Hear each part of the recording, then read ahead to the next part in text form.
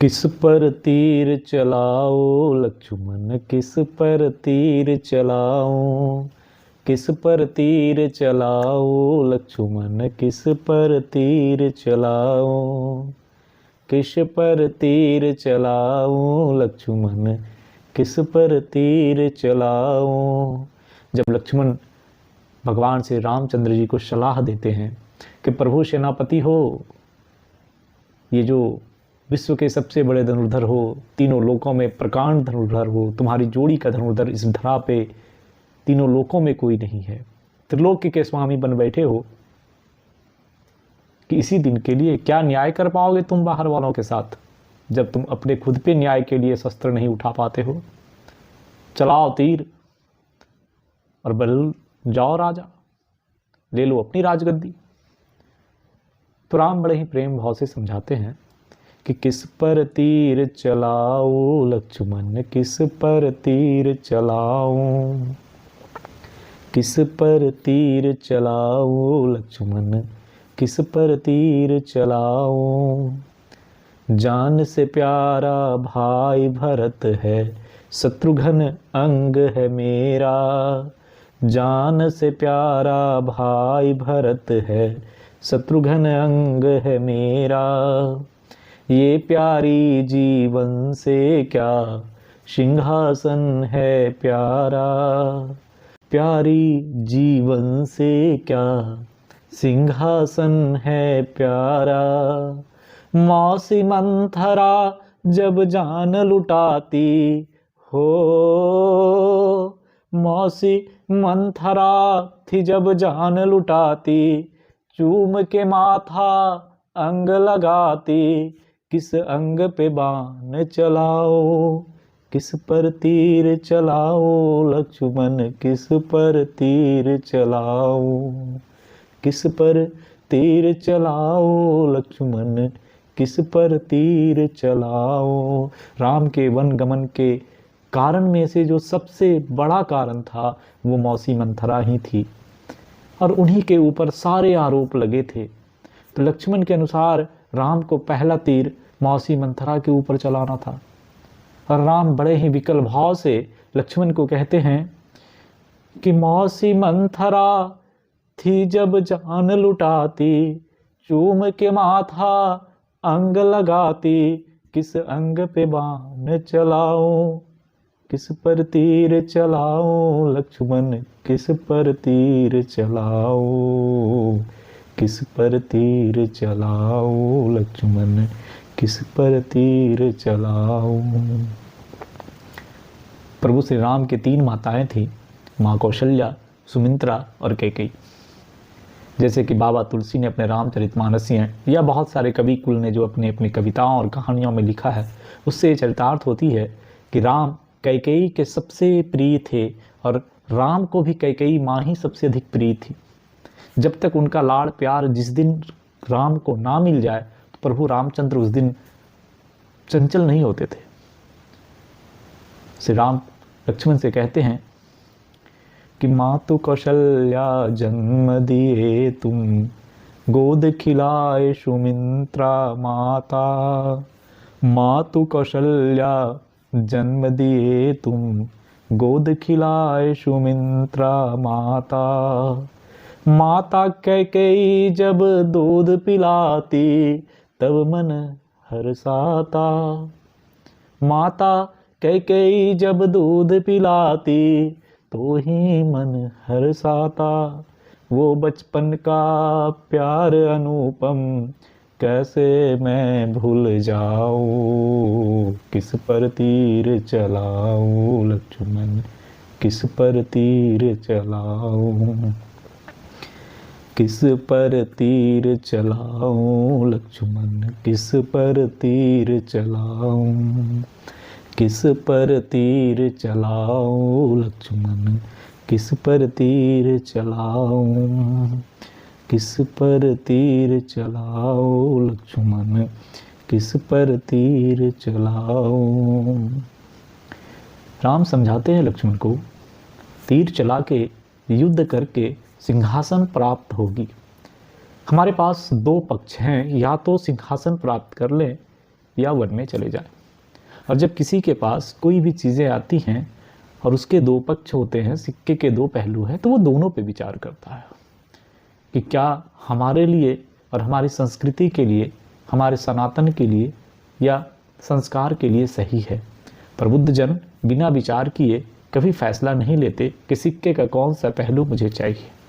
राम लक्ष्मण को समझाने की कोशिश करते हैं कि हमारे पास जो दो पहलू है सिक्का का, एक तो राज सिंहासन और दूसरा वनगमन, चलो इस पे विचार करते हैं कि कौन सा सही है, फिर हम तीर चलाएं या नहीं चलाएं, इस विषय में भी सोच लेंगे। वो कहते हैं, सिंहासन से क्या पाऊंगा, क्या खोऊंगा वन में जाकर, सिंहासन से क्या पाऊंगा, क्या खोऊंगा वन में जाकर, भाई भरत ही तो राज करेगा, रघुकुल का सम्मान बढ़ेगा, रीति रघुकुल की सदा चली आई, प्राण जाई पर वचन न जाई, राजमहल से तो बेहतर है, राजमहल से तो बेहतर है, कुल का मान बढ़ाओ, मान पिता के वचन को लक्ष्मण, मान पिता के वचन को लक्ष्मण, वन उपवन को जाऊं, क्यों मैं तीर चलाऊं लक्ष्मण, क्यों मैं तीर चलाऊं। एक लाइन में वो समझा देते हैं क्यों तीर चलाए। सिंहासन से क्या पाऊंगा, क्या खोऊंगा वन में जाकर, भाई भरत ही तो राज करेगा, रघुकुल का सम्मान बढ़ेगा, रीति रघुकुल की सदा चली आई, प्राण जाई पर वचन न जाई, राजमहल से तो बेहतर है, कुल का मान बढ़ाओ, मान पिता के वचन को लक्ष्मण, वन उपवन को जाऊं, क्यों मैं तीर चलाऊं लक्ष्मण, क्यों मैं तीर चलाऊं, क्यों मैं तीर चलाऊं लक्ष्मण, क्यों मैं तीर चलाऊं। सनातन की ये रीत नहीं है, भाई से अधिक धन प्रीत नहीं है। जी हाँ, ये सनातन प्रवृत्ति में कभी नहीं आया कि एक पिता की 2, 3, 4, 5 संतानें हैं तो धन के बंटवारे या मलिकाना हक में भाइयों में लड़ाई हो, क्योंकि सब जानते हैं पिता के बाद बड़े भाई घर के मुखिया हैं, राजा हैं, मालिक हैं, बाकी सेनापति के तौर पे या जिनको जो कार्य मिलेगा वो संपादित करेंगे। तो यहाँ पर भी रामचंद्र कहते हैं कि धन कभी भी सनातन में भाई से बड़ा नहीं हुआ। हाँ, दूसरे धर्मों में हुई बहुत सारी ऐसी कहानियां मिलती है कि भाई भाई को मारकर, भाई पिता को मारकर, इसको बंदी बनाकर, उसको बंदी बनाकर धन की लोलुपता में सत्ता प्राप्ति की है। सनातन की ऐसी परंपरा नहीं है। राम सनातन के अगाध प्रेमी हैं, मर्यादा पुरुषोत्तम है, तो वो लक्ष्मण से कहते हैं कि सनातन की ये रीत नहीं है, भाई से अधिक धन में प्रीत नहीं है, मंजूर नहीं स्वहित साधन में, कुलनाशक कहलाऊ, तोड़ कर पिता वचन को, रघुकुल रीत डुबाओ, क्यों मैं तीर चलाऊं लक्ष्मण, क्यों मैं तीर चलाऊं। राम वन में ऐसे नहीं जा रहे थे, उन्हें पिता का वचन का पालन करना था। ऐसी कुछ समस्याएं आई, कुछ परिस्थितियां खड़ी हुई कि पिता को वचन देना पड़ा, राम तुम वन में जाओ। रघुकुल की ये परंपरा थी कि प्राण जाए पर वचन नहीं जाए, अगर वचन दे दिया गया है तो वचन निभाना है। राम कहते हैं कि हम वन ना जाकर पिता के वचन को तोड़ें, ये कैसे हो सकता है।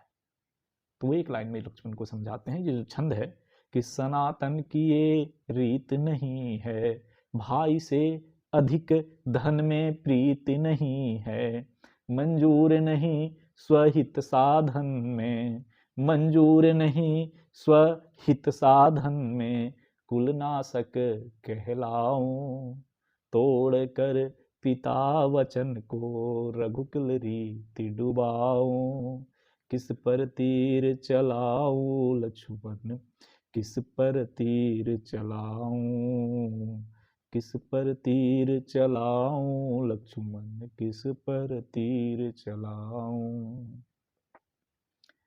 माँ तो अहिल्या पथ देख रही है। वन के बारे में लक्ष्मण को बताते हैं कि हमारी वन में क्या जरूरत है। वन जाना, पिता तो निमित्त है, मौसी मंथरा निमित्त है, माँ तो कैकेयी निमित्त है, लेकिन मेरा वन जाना ये तो निश्चित है। इसके लिए ही तो मैं आया हूं यहाँ पे, और तुम्हें भी जाना है मेरे साथ। तुम्हारा भी वहां पे पार्टिसिपेंट रखा हुआ है, अपनी पात्र तो तुम वहां पे निभाओगे। क्या है वन में हमारी जरूरत? पिछले हजारों हजार साल से हमारी राह देख रही है कोई, कौन है वो? मातु अहिल्या पथ देख रही है, सबरी राह बुहारे नित दिन। मातु अहिल्या पथ देख रही है, सबरी राह बुहारे नित दिन। चख चख बेर वो रोज हिलाती। माता सबरी रोज राम का प्रतीक्षा, जब से महर्षि मतंग कह के गए थे कि माँ सबरी तुम इंतजार करो, राम आएंगे तभी तुम धरती छोड़ के जाएगी, तो वह रोज राम के लिए आसन लगाती, पूजा लगाती, प्रसाद लाती, भोग लाती कि आज हमारे राम आएंगे, जिससे बहुत सारे गीत भी बनेंगे, राम आएंगे आएंगे, तो आज मेरे राम आएंगे। राम कहते हैं लक्ष्मण को, इंतजार कर रही है वो माता हमारी। मातु अहिल्या पथ देख रही हैं, शबरी राह बुहारे नित दिन। चख चख बेर वो रोज हिलाती, नित नित भोग राम को लगाती। सबरी निश्चिंत थी कि राम आएगा, पक्का आएंगे, प्रभु आएंगे, मुझे भोग लगाना है, उन्हें खिलाना है, तो वो रोज भोग लगा के ही खाती थी। नित नित भोग राम को लगाती, रोज ही केवट नौका लाए। सिंधु तीरे सिया राम पुकारे। केवट को पता था कि मेरा पात्र यहाँ पे है, रघुनाथ, तुम्हें सिंधु पार लगाऊं, माता सिया के साथ लगाऊं, और तुम मेरा भवसागर पार लगा देना। तो वो अपनी कार्य करने के लिए रोज सिंधु के तीरे आता था और रोज सियावर राम को बुलाता था कि कब मेरे प्रभु आएंगे, उनको नौका पार करेंगे, फिर प्रभु हमारा भवसागर पार कर देंगे। यही तो परंपरा है। राम कहते हैं सुनो, कितने लोगों का इंतजार है वन में हमारा। माँ तो अहिल्या पथ देख रही हैं, सबरी राह बुहारे नित दिन। चख चख बेर वो रोज हिलाती, नित नित भोग राम को लगाती। रोज ही केवट नौका लाए, सिंधु तीरे सिया राम पुकारे। आस धर्म से उठने लगी है, संतों की अब धीरे धीरे। वन में बहुत उदंडता बढ़ गई थी, यज्ञ नहीं होने दे रहा था, विध्वंस कर दे रहा था, संत हाहाकार कर रहे थे, प्रभु को पुकारते थे कि प्रभु किसके भरोसे यज्ञ करें। तो राम कह रहे हैं कि संतों का धर्म से विश्वास उठता जा रहा है। आस धर्म से उठने लगी है, संतों की अब धीरे धीरे। रक्षा करने धर्म बचाने, रक्षा करने धर्म बचाने, संतों के मन उल्लास जगाने। क्यों ना वन में जाऊं, क्यों मैं तीर चलाऊं लक्ष्मण, क्यों मैं तीर चलाऊं, क्यों मैं तीर चलाऊं लक्ष्मण, क्यों मैं तीर चलाऊं, क्यों मैं तीर चलाऊं लक्ष्मण, क्यों मैं तीर चलाऊं। एक राजा से बेहतर होगा, एक राजा से बेहतर होगा, वन जाना वनवासी कहलाना। इतना सरल हो जीवन मेरा, इतना सरल हो जीवन मेरा, कि केवट को भी गले लगाऊं। अहिल्या को नव जीवन देकर सबरी माता दरस दिखाऊं। बना लंकेश विभीषण को जब, हनुमंत सग विजय मनाऊं। क्यों मैं तीर चलाऊं लक्ष्मण, क्यों मैं तीर चलाऊं, क्यों मैं तीर चलाऊं लक्ष्मण, क्यों मैं तीर चलाऊं, क्यों मैं तीर चलाऊं लक्ष्मण, क्यों मैं तीर चलाऊं, किस पर तीर चलाऊं लक्ष्मण, किस पर तीर चलाऊं। शायद ये लक्ष्मण और राम संवाद पे इस प्रकार की कविता है। पहली बार माँ शारदे ने, माँ भगवती ने कवि कुल में नहीं होते हुए भी पता नहीं कहाँ से कभी राम लल्ला के आगमन में जो राममय वातावरण है, इससे अपने आप स्फुरित होके कुछ पंक्तियाँ लिख दी गई या लिख गई। ये माँ भगवती की कृपा है, माँ सरस्वती की कृपा है, राम की कृपा है। तो अगर पूरी कविताएं हमारे आराध्य प्रभु श्री राम के चरित्र और उनके गुणों का बखान, राम अर्जुन संवाद, राम लक्ष्मण संवाद का विशेष रूप से बता रहा है, तो कमेंट करेंगे और अगर अच्छा लगे तो शेयर लाइक भी करेंगे। आपके कमेंट्स का इंतजार रहेगा। जय श्री राम।